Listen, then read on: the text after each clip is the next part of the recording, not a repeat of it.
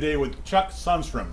He's definitely a Arizona drag racing legend for many different ways, and mainly for what he's done for drag racing and the sport and the growth and the existence of it even still today. And we're happy to have you here, Chuck. Thank you for coming. Glad to be here. Feel it's an honor to be here. Well, you're definitely way up there in my books for all the effort that you did. We thought we were going to lose the drag strip, and I know your passion was there. You did everything you could with a good group of people to ensure that we still had a drag strip in the Phoenix area. And I want to thank you for the efforts you put into it and everything that you did. I mean, it's just I can't imagine us in this city not having a drag strip. So thank you very much. You're welcome. So how did you get your path's a little different than most people. How did you know you like cars? What caught you about cars? Were you a car guy first, or did you get involved with the management of the track? And no, I was a car guy just like the rest of us. Okay. I really was. I started out as a drag racer. Kind of the same story as everybody. Grew up in Upper Michigan, and young age, my parents were racers, and I owe it all to my mom and dad, obviously, because they're the ones that got me started and got me hooked. When I was a little kid, our weekends were 2.5-hour trip to races in Wisconsin. Used to race at Wisconsin International Raceway, Byron Dragway, Great Lakes Dragway. Those are the racetracks we would go to when I was a kid. And a lot of memories, great memories of that. My mom raced a '69 Corvette 350 4-speed. And that was pretty unheard of women drag racing back then, early 70s. My dad started out, my earliest memories are my dad bought 1970. He bought a brand new 1970 SS 396 4-speed Nova. And that was a family car and the race car. 1972, my mom actually rolled that car over at Wisconsin International Raceway. Blew a front tire going down track racing in powder puff class. And we got a ride home that night. I was not very old, but I remember that. Got a ride home back with somebody. My dad went down and bought a 1972 6-cylinder 3-speed on the tree and took all the drivetrain out of the SS car and put it into that 6-cylinder car, and kind of went from there. Was always into cars. When I was 13, 14 years old, started racing BMX bicycles and hanging out at a bike shop and started working at a bike shop. And I came home one day and was telling my dad about BMX tracks and different things, and we kind of lived out in the country, had some land and had a couple tractors, and my dad said, well, let's go build a BMX track. So we built a BMX track in our backyard and had that a couple years. Actually turned it into a sanctioned ABA BMX track, which is really weird because ABA Bicycle Association was based out of Chandler, Arizona. And I remember being 14 years old and my mom calling on the phone to Chandler, Arizona to send in our points after every race, and getting off the phone and telling us how that guy said it was 115 degrees there. And we thought, how could anybody ever live in that? It was just crazy to even imagine. And it was kind of transitioned that into cars, obviously. I was 14. My first car, I bought a 1969 Camaro from a guy who was sitting out in the field, paid $465 for it. Took it home and built that car. When I got my license, I had that car. It was my first car. I had a 454 out of a Suburban, tunnel ram, 2 4-wheels, Muncie 4-speed. Took a Dana 44 Rend out of a Scout and put it in the back of it, and that was my first car. Was it a street car? Did you drive it to school ever? It was, yeah, I did. I drove it to school every day. That was my school car. Did you do auto shop in school as well? I did. I did auto shop in school, went through the VICA vocational program, went and did some state automotive competitions in Lower Michigan, placed in the top 3 in those. At the time when I was in high school, my goal was to be an automotive engineer. That's what I wanted to do when I grew up and I got out of school. Built a couple cars in high school. My second car was a 1930 Model A street rod. Had that my senior year. I had that in the Camaro. Went to work when I was 16. When I turned 16, got my license, gave up on the bicycles. Closed the BMX track down. Said, I don't want to do this anymore. I want real cars. I want race cars.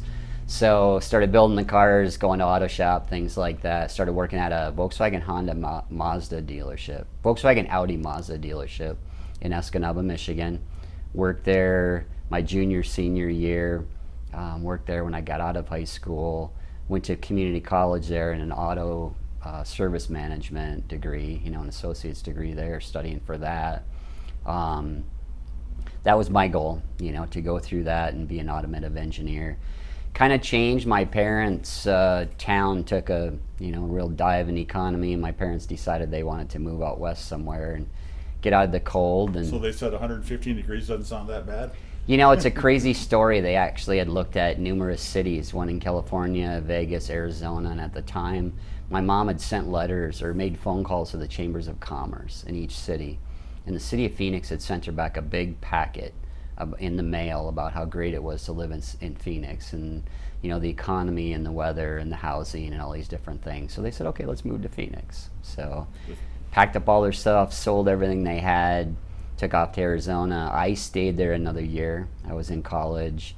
My sister had graduated that year. She came with them. She went to ASU, and I wanted to stay and finish another year there, and made it halfway through. We made it through the winter, and my parents were here calling and saying, hey, it's 80 degrees and Right. the drag strip out here is running every Wednesday night, and you're sitting there in the cold and ice, and yeah, I'm leaving. So what year would that have been?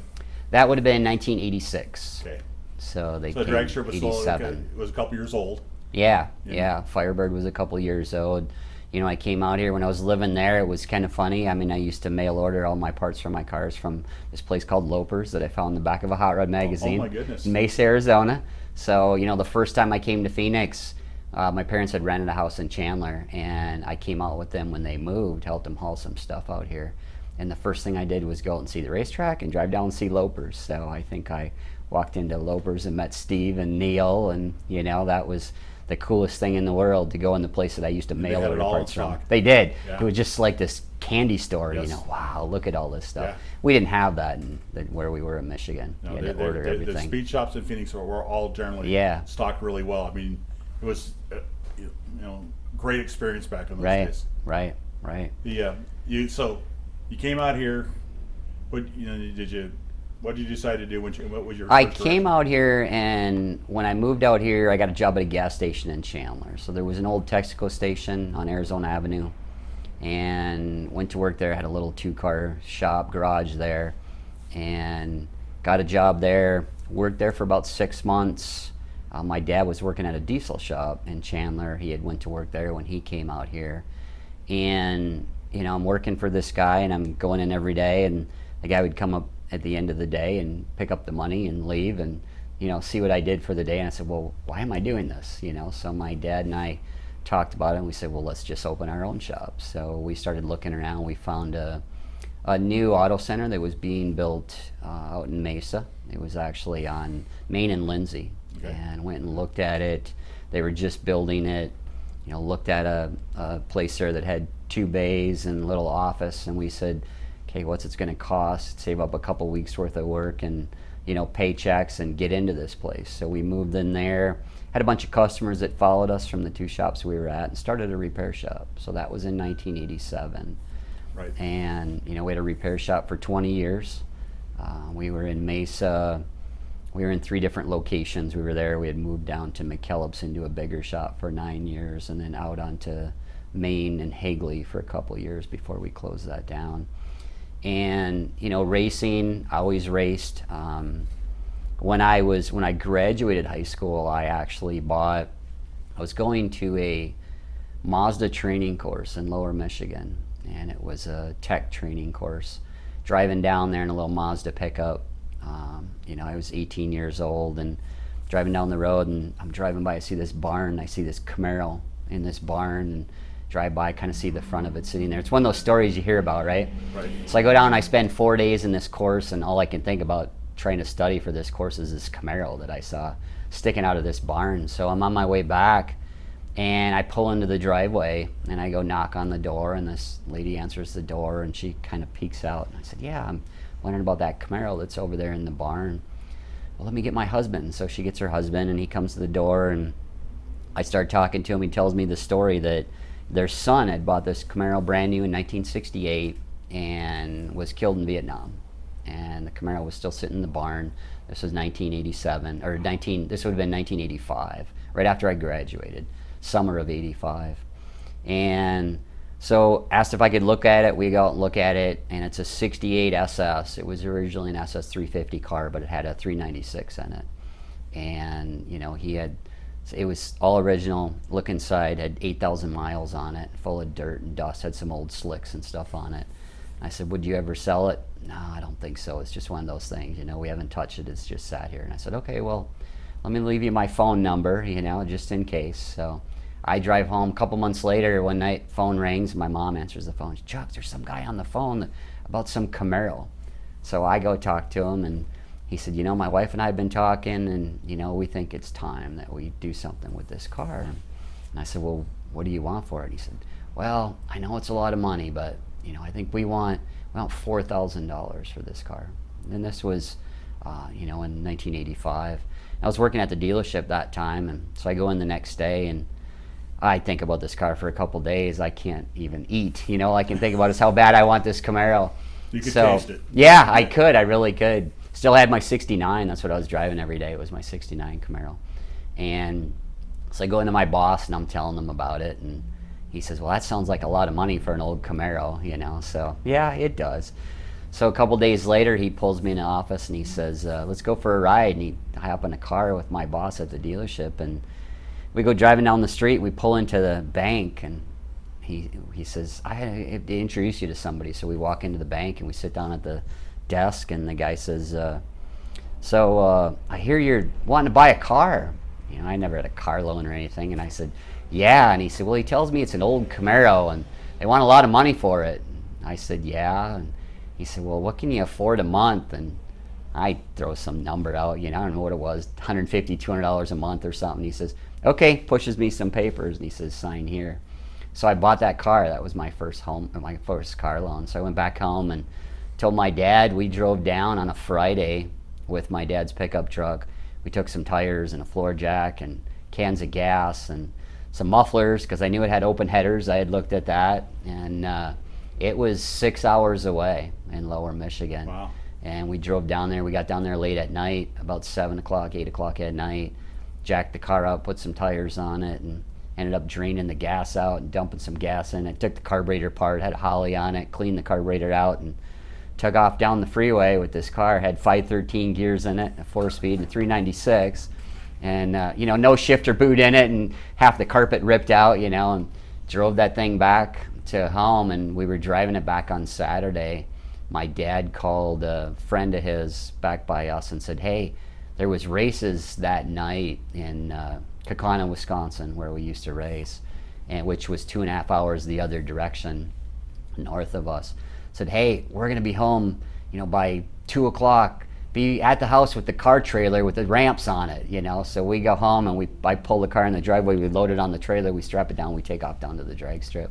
Right away. And, yeah, so we get down the drag strip, and because, we have to go see what it's going to run, right? We have to go race it. We get down there, and at the time, you weren't allowed to race till you were 18, and at the track back there, and I wasn't 18 yet. And so my dad's going to race it, so he goes out, and he takes a pass with it, and the car actually was cutting out, it was running out of fuel, had an old Carter fuel pump on it, and would run out of gas at the top of second gear, and but he got it into the 12s. And so we went home, and that was right around my 18th birthday. And I think within the next couple of weeks was my birthday, so we went back down, came home, and put a Holly fuel pump on it, went through, did a bunch of work to it, and took it down to the track, and had a 4-speed in it at the time. Went down, and my first passes in the car were 1120s, 1130s with the 4-speed. You were hooked. So yeah, I was hooked. So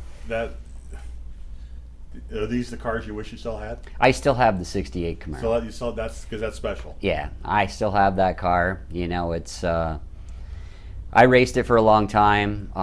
It's still street legal, full interior. Car has 15,000 miles on it right now. There was years ago that I decided, I said I want to. This was back when, going 9s was a big thing. It wasn't that long ago, right? And I wanted that car to go 9s, street legal, and so I had a 533 big block I had built for my trucks. I put that in one weekend and went out the next weekend and drove it out to the track from my shop in Mesa, and had a 10-inch slick on the back, and I ran a 983 with it. And so that got kicked out That was at the good. time. That was a question I was did, asked. yeah. The tech guy yeah. said, Alex Ramirez at the time was on the starting line. He said, "Okay, go home. Don't come back because you just ran the nines." Alex was so So cool. yeah. So that was before I worked there. So, I still have that car. Those are good memories. They are. So you live here. You're a car guy. How did you get Charlie Allen? How did you? I started racing all the time. I built a couple cars. Had a couple pickup trucks that I built, and built them. Wrecked one pretty bad. My kids was having kids. Had 4 kids.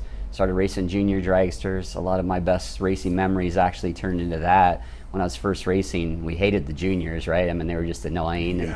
And I had kids, and that all changed. And we traveled a lot.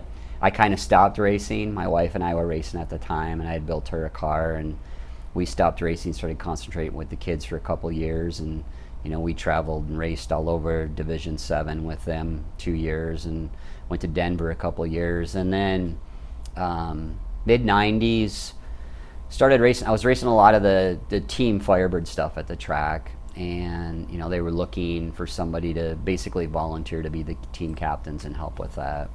And so my wife and I had jumped into that and started doing that, and it was something that I really enjoyed.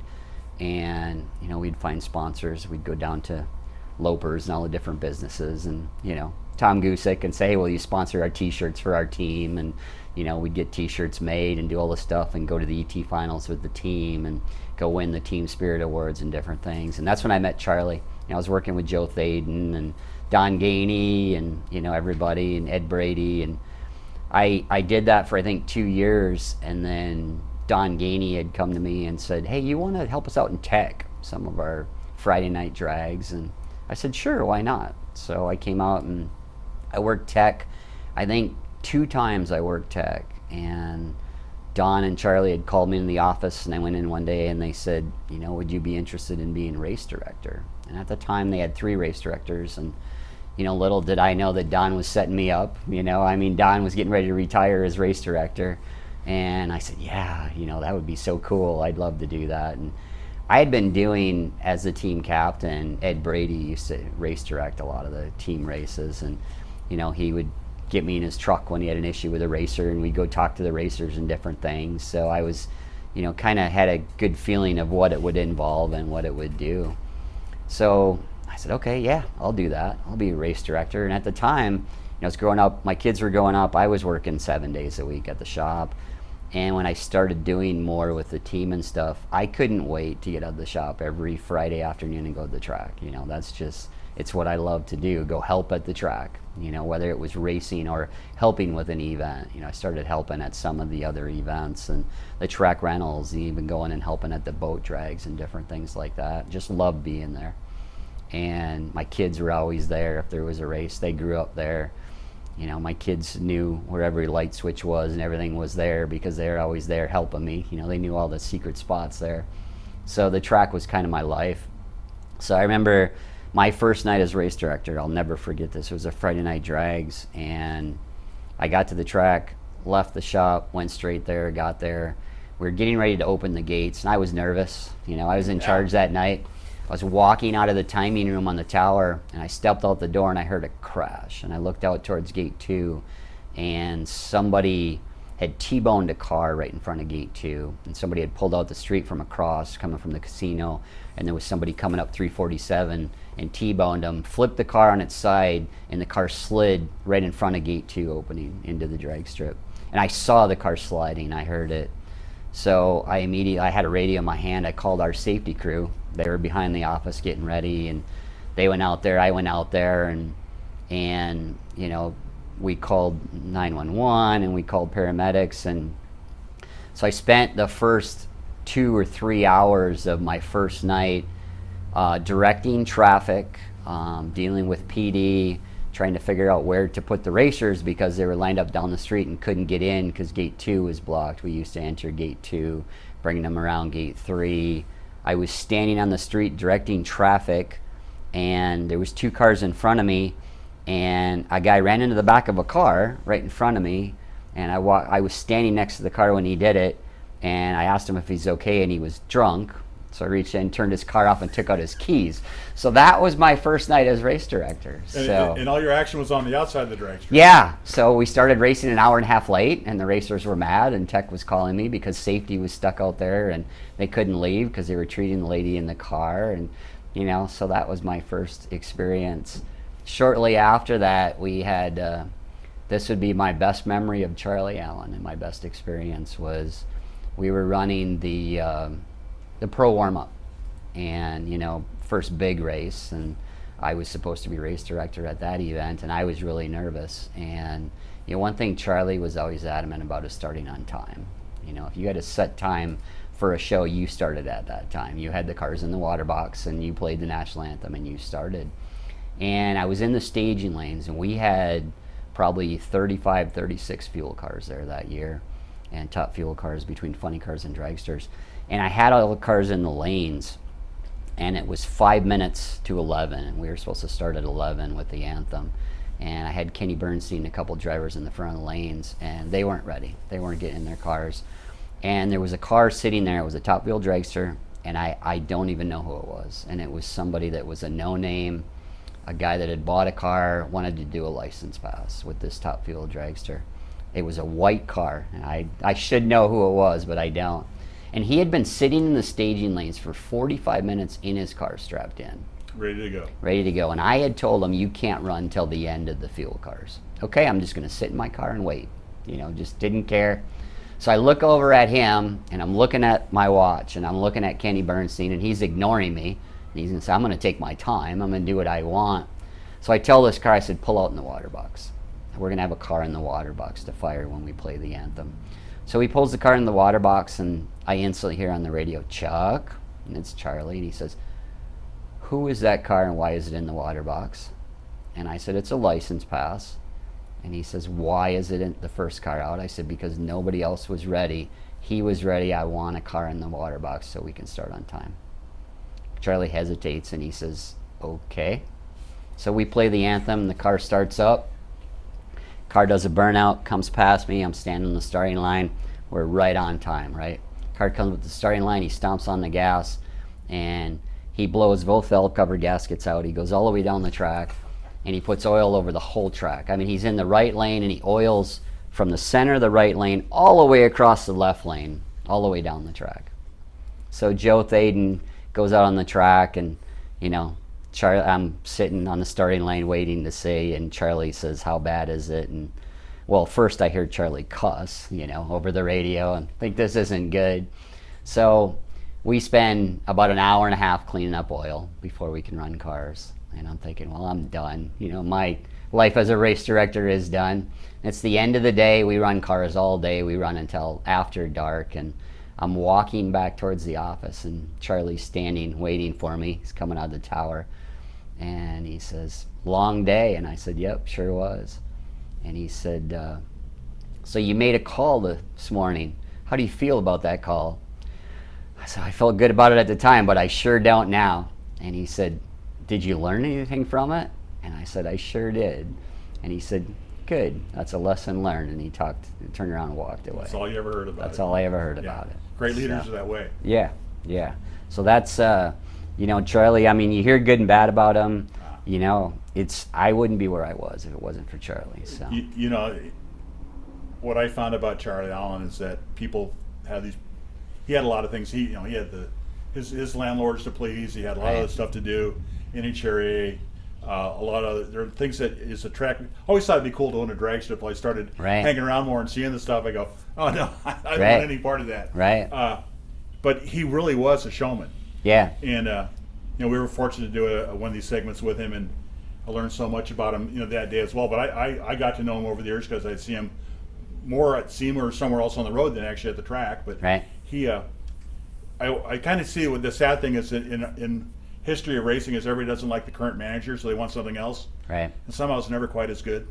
Right. As the guy we had. Right. Exactly. And then you went through that whole process. I mean, different management group, team comes in. Charlie, they don't renew the lease with Charlie. Charlie's finished, and it took quite a while for us to had a drag strip like even close to what it was when Charlie ran it. Yeah, I was fortunate to work for Charlie for years, and when I started, Joe Thaden had retired, and they were looking for somebody to take that position. At the time, I had my shop and working with my dad, and shop was going well, and working at the track every weekend, and it was something I loved doing. And they had offered me the position after Joe had left, and I wasn't interested, didn't want to walk away from my shop at the time.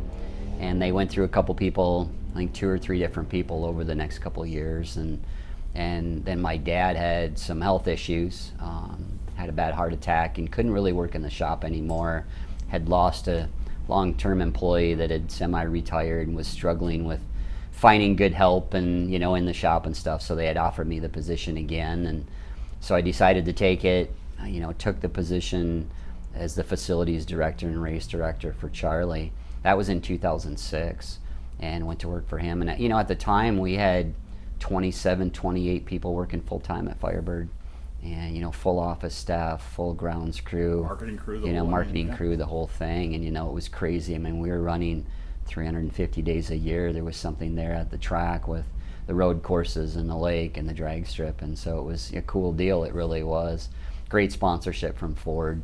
That was 2006. We all know what happened in 2007.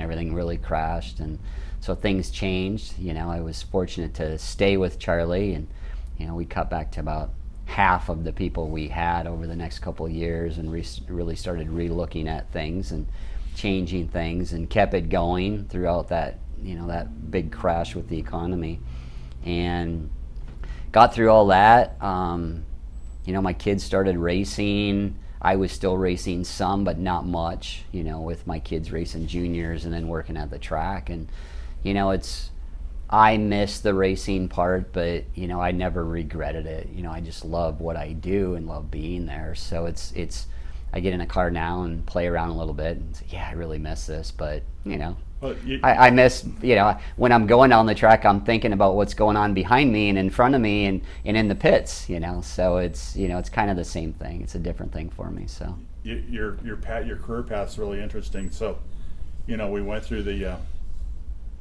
whole up and down, and we, a couple of years ago, there's gonna be no more Wild Horse Pass Raceway. Right. And a lot of people activated to try to make sure that they could do what we could to make sure that either that was going to be there or we'd find another place, but it was really important.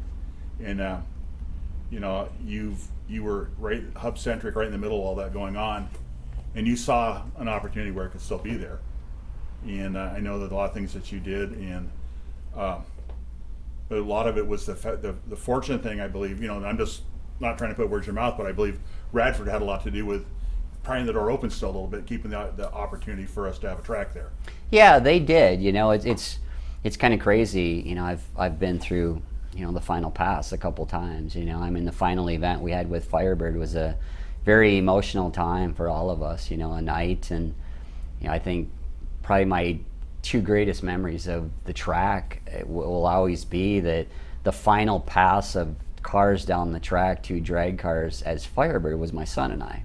So we went out and raced each other, and he had his Nova at the time, and I had my Camaro that night. Wasn't even racing my Camaro. A friend of mine, Rich Lash, was running it, had let him use it, and we're running this show, and we're like, okay, wait.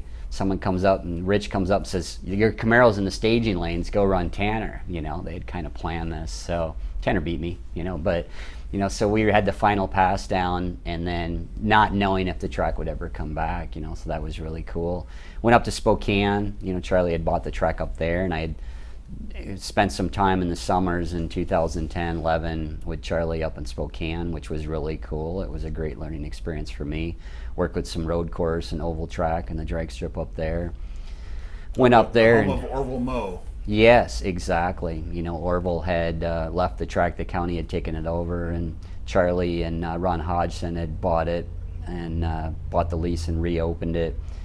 Interesting times going through that transition, and a couple years Charlie did it, and then Charlie sold it to concentrate on trying to extend the lease with Firebird. We actually thought we could extend it for 5 years.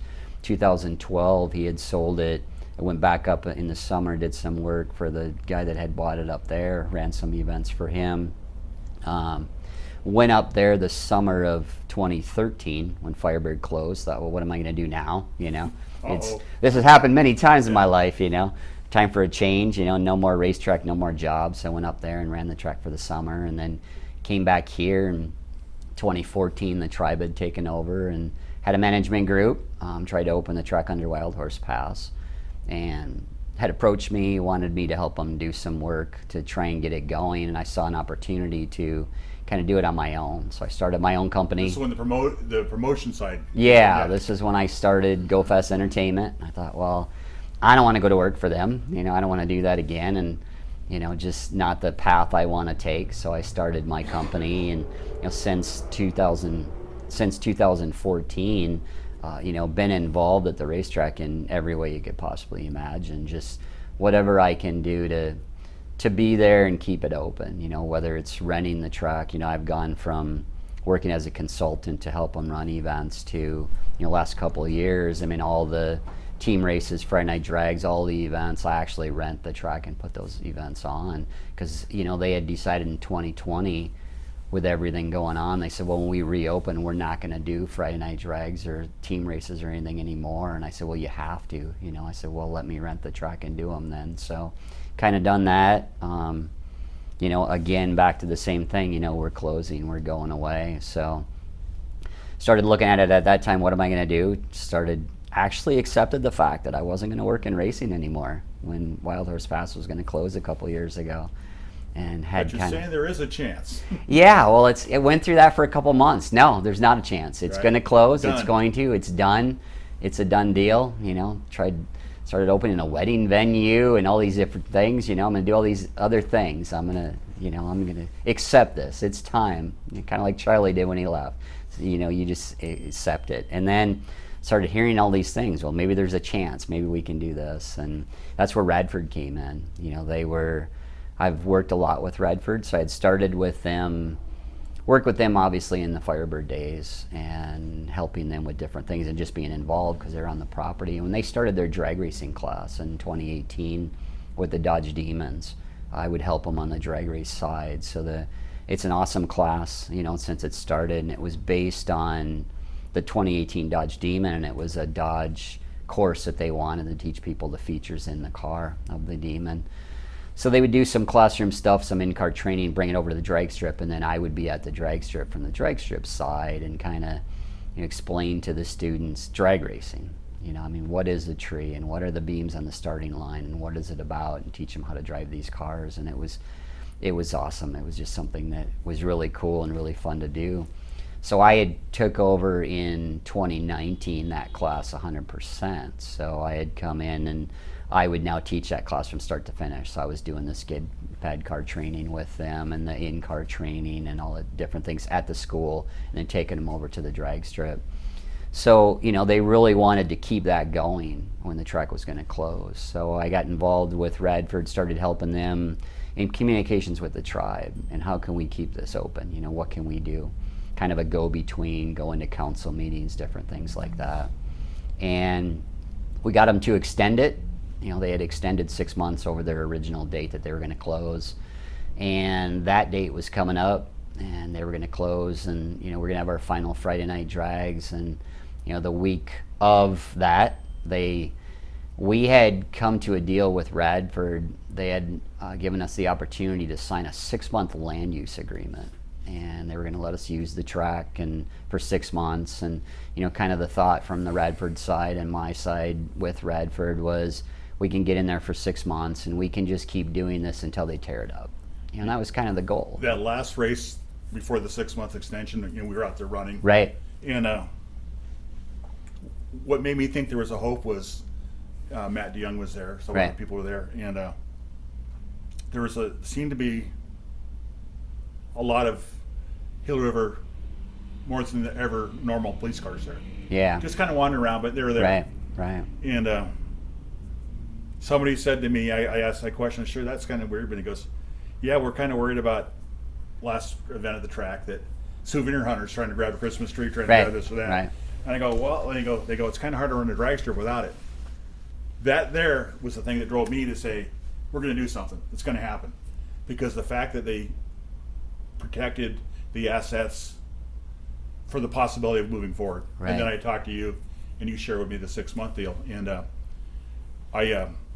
you did a great job. I mean, it was tough on everybody, but Phoenix is the 5th largest population center in the country. It has all major racing type events. It's so many racers come from here. It'd been really tough not to have a drag strip here. It would, yeah. And even if we would, the group I was with, we found some other possibilities to build a drag strip. But even at that, it's still 2 years before you could go racing. Right. And the best scenario was we kept the track that was already there. Yeah, it was, and it still is. You Yes. know, I mean, Radford Racing School is an awesome place, and we have a great sponsorship with Dodge and all of our partners, and it's, the investment group that owns it, they're real passionate about it. It's a business. We have to make money like everything else, and we're looking at the future and how the automotive industry is changing and how the school is going to change with it. But we were looking at, as the school, the owners, they were looking at other properties, looking at what are we going to do. If this place closes, the drag strip closes, eventually the whole place closes. We have to go away. Where are we going to move? We're going to build a new place. They were looking at different places in the country. They were talking to the tribe about other land, but obviously the best thing for everybody is to keep what we have. So we kept pushing on that. We're still working on that. I think there's we're going to be there for a while. We'll be there 4 or 5 years. I know that. Nothing's a given. It's not. Yeah. And it's. I've read so many articles recently. There's been articles about the future of drag racing, and I first read one that it's the racer's fault. I read this big long article, and a lot of the points in there are true. How racers are, and we all know how racers are. And then a couple weeks later, there's one that it's the promoter's fault and the track manager's fault. And I read, okay, I can get everybody's complaints about that, and I see both sides of that. And I've always tried to look at everything from both sides, and I think that's what's made it work for me. Is I'm a racer. I can stand on the starting line and think, okay, what are the racers thinking? What am I thinking from a business side? And the crew that's sitting here, and try and balance that. There's not a balance, but try and do my best. In reality, reality is it's none of that. Those are all issues like with everything in life right now, but it's a jambalaya of things. Yeah, it's the future of motorsports and racing is really about building and development. It really is, and that's race trucks across the country, when they were built, where they're built. It's just they're being pushed out by development, and that's our biggest issue. It's manufacturing and it's money. It really is. Well, it's a prime location, right? And in the Governor Lewis and the Hill River community, they're only guilty of trying to get the best return on the investment for the citizens of the community. They are, and nobody's entitled to a racetrack. Right. So that's why now, more important than ever, support your local drag strip. It is, in the Gila River community. They're great. They're, people complain about them, and they're a government, they're a business, just like anybody else. Just like Mesa needs to make it. 100%. And that's all they're doing. Exactly, that's what they're doing. And right now they're excited about the track. They see the community involvement. They see the family side of it, aspect of it. We're trying to figure out how to keep it going and make enough money to keep it there. They have a lot of plans. They really want to increase the destination, the people that come into the area, and you look at what's there, and you look at a mall and a casino and hotels, and there's been a lot of stories about building amusement parks and building this and building that, and there'll come a day when there'll be something that'll come along. There'll be a developer that'll come with something that's going to be better and make more money, and we all know that day's going to come. We just hope it's a long time away. A long time away. Keep going until we can. And it's the industry in a whole. You can't build a racetrack nowadays for what it costs to build a new and sustain a racetrack. It's never going to make the money that it costs. There's infrastructure. The infrastructure and return on investment's not there. So we have to support the tracks we have. We really do. Governor Lewis, he shared with me that the last pass at Wild Horse Pass, he was there for that race, the first national event. The national event. Got to take him down the drag strip in one of the. I did. It was kind of a crazy thing. It was a last minute thing. I kind of snuck in some people around some back ways, and I thought this is really important. I need to get him out there. We knew he was going to be there for opening ceremonies. tried to make some phone calls, couldn't really get to them. Went through NHRA, Dodge, marketing, a whole bunch of stuff. And we had the school, Radford, we had a Dodge Superstock Challenger that, it's a low 10-second car, bone stock.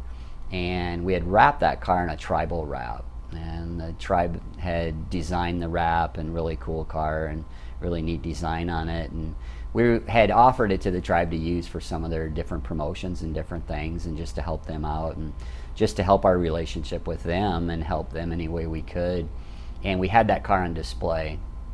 And I knew Governor Lewis was coming to the event for opening ceremonies, and I knew about what time he was going to show up. And so I was watching for him, and I was listening to the radio and listening to PD, and I knew he was on site. And so I saw him and his assistant walking over to look at the car. So I was waiting for him. So I went over and, walked up to him and introduced myself and started talking about the car. And, he was impressed and talking about how much he liked the wrap and talking about the symbols and different things on the car and the design on the car.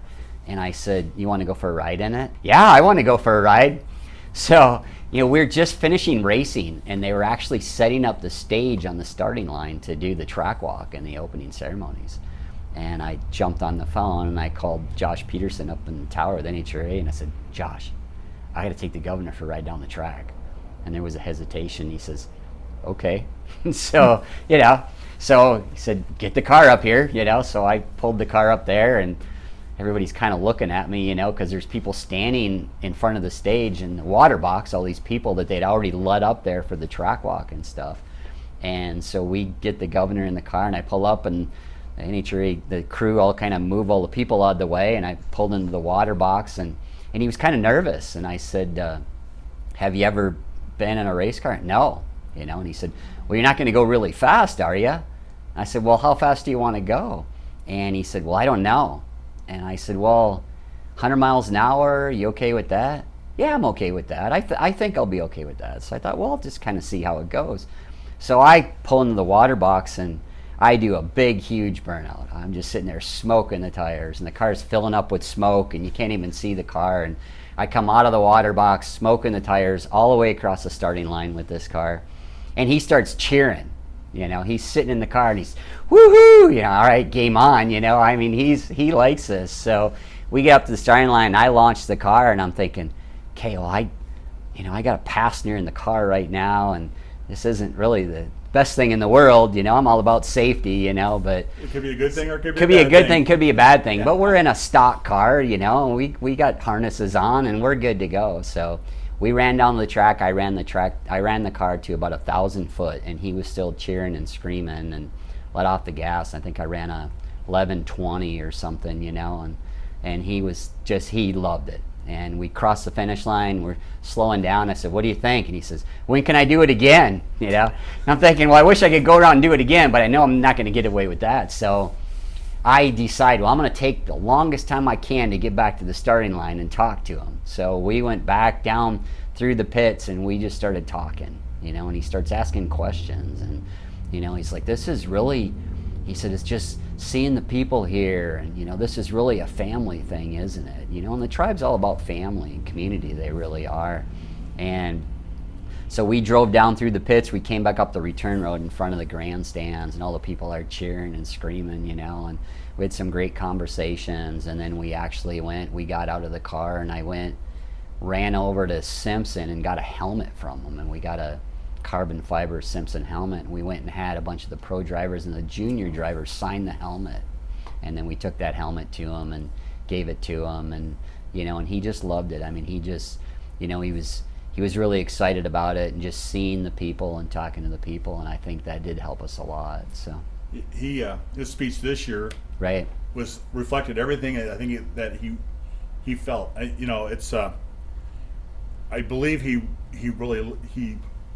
a fan of what we do, right and exactly what you said. And I believe that he's very sincere in what he had said, and we need to do the very best we can to continue to support what's going on at the track. Yeah, exactly. Yep. Most of all, these are things that what you share with us today is fantastic. I mean, people got to know you a little bit better, your history, but there's a lot of people that need the insight you shared with Wild Horse Pass, now Firebird again. Right. I would happen to be in Indianapolis at the PRI show when they made the announcement there with the change, and Right. got Charlie there, and it was Right. really a wonderful thing. But you are definitely a legend, and you're an Arizona drag racing legend. Your passion is there. We appreciate everything that you've done for our racing community, and we wish you continued success in your endeavors Thank towards you. that goal. Thank you. I mean, I don't feel I'm a legend. You know, it's my goal is to keep the track open as long as I can, and you know, it's something I'm passionate about. It's been my life, and it's my kids. You know, it's my grandkids. I have 4 granddaughters now that aren't old enough to race juniors yet or big wheels, but they will be, and that's, you know, so I'm waiting for that. Well, if so. you're not a legend, you're legendary. All right. Well, you Good take and that can be good and bad, right? Yeah, So, that can be good. Exactly. You're legendary. Exactly. Chuck, thank you so much. Thank you for having me.